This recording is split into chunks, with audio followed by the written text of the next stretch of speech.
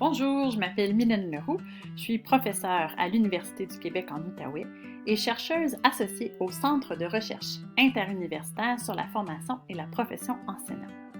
Je m'intéresse à la différenciation depuis environ une dizaine d'années, que ce soit par la voie de mon enseignement ou de mes recherches, ce qui m'a amené à publier en 2016 avec ma collègue Mélanie Paré un ouvrage sur ce sujet-là. Ce que je vous propose dans cette première capsule, c'est d'abord de définir ce qu'est la différenciation pédagogique, de l'inscrire dans le continuum de pratiques inclusives et d'explorer brièvement différents angles de réflexion pour aborder la différenciation et l'intégrer à son enseignement. En ce qui concerne d'abord la définition de la différenciation pédagogique, ma collègue et moi avons exploré dans notre livre différentes définitions qui ont été proposées par les auteurs au fil du temps.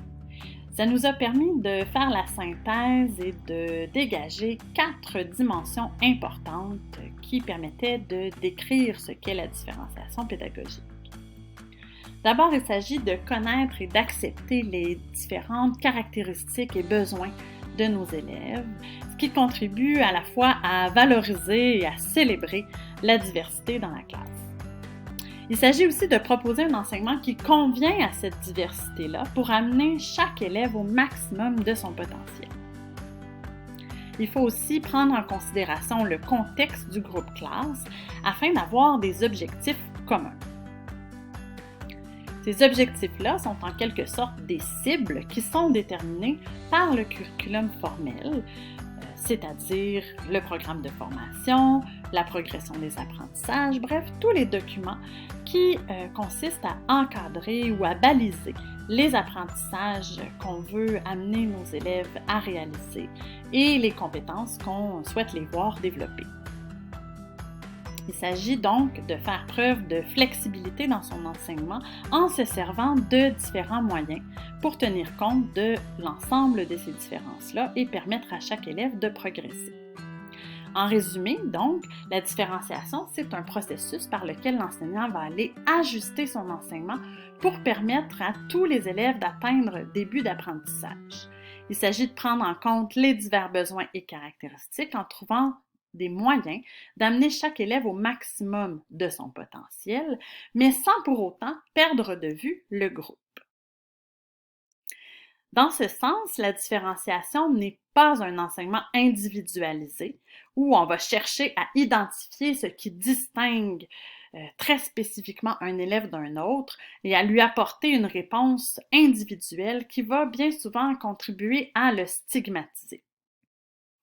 Ce n'est pas non plus un fardeau qui s'ajoute à la tâche des enseignants. Quand la différenciation est bien conçue et réfléchie, elle permet au contraire de faciliter la tâche de l'enseignant. Ce n'est pas non plus une simple stratégie pour varier son enseignement et briser la monotonie. La différenciation n'est pas seulement la diversification de l'enseignement ou l'idée de varier ses approches juste pour le plaisir de les varier. C'est une des raisons pour lesquelles je préfère ne pas retenir le terme flexibilité pédagogique qu'on retrouve parfois dans certains écrits du ministère au Québec, parce que ce terme-là relève davantage pour moi de la diversification, sans compter que dans les écrits théoriques et scientifiques, c'est vraiment le terme différenciation pédagogique qu'on retrouve. La différenciation pédagogique s'inscrit dans un continuum de pratiques inclusives qui vont nous permettre de favoriser la réussite de l'ensemble de nos élèves. Le plus souvent, l'enseignant va pouvoir utiliser des pratiques de différenciation en classe à partir de différents axes ou dispositifs de différenciation, les contenus, les processus, les structures et les productions. Et ces pratiques-là vont présenter diverses caractéristiques que je vais aborder dans une capsule ultérieure. L'adaptation, pour sa part, consiste à ajuster l'enseignement pour des élèves qui auraient des besoins un peu plus particuliers. Donc, c'est vraiment des pratiques auxquelles on va recourir quand la différenciation ne suffit pas tout à fait. Donc, il faut aller un petit peu plus loin pour pallier vraiment certaines difficultés particulières. Par contre, ce dont il faut se rappeler quand on parle d'adaptation, c'est vraiment cette idée que l'élève va être capable de réaliser les mêmes tâches une fois qu'on aura réalisé l'adaptation. Donc, on reste dans cette idée des objectifs communs qui s'inscrivent dans le programme général. Un des exemples qu'on pourrait donner, c'est celui des lunettes. C'est-à-dire que pour une personne qui souffre de myopie ou de presbytie, donc c'est une caractéristique particulière qui pose obstacle à mon apprentissage, alors j'offrirai à cette personne-là des lunettes pour pallier cette difficulté. Cette adaptation-là permettrait à la personne de lire le même livre que tous les autres élèves, mais permettrait à sa difficulté de ne pas constituer un handicap dans la situation d'apprentissage. Quand on va vers des pratiques de modification, alors il faut faire très attention et user de beaucoup de vigilance parce que, comme vous le voyez ici, il va s'agir à ce moment-là d'un programme modifié pour l'élève. Alors, on sort du programme général parce que dans des cas bien spécifiques, l'élève n'est pas en mesure d'atteindre nécessairement tous les mêmes objectifs communs que les autres élèves. Par exemple, il pourrait s'agir de viser avec un élève des objectifs de socialisation plus que des objectifs d'apprentissage formel.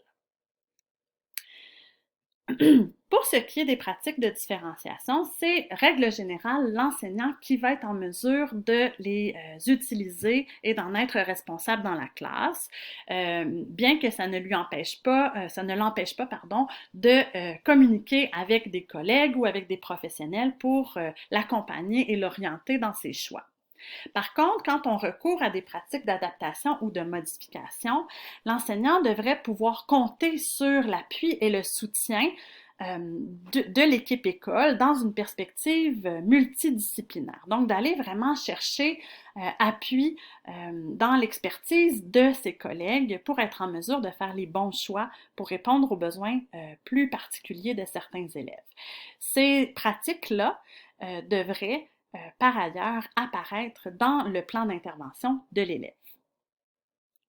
Dans sa thèse doctorale, Mélanie Paré montre que les enseignants qui arrivent à bien distinguer la différenciation pédagogique, l'adaptation et la modification, donc ces trois types de pratiques, vont davantage aller vers des pratiques de différenciation.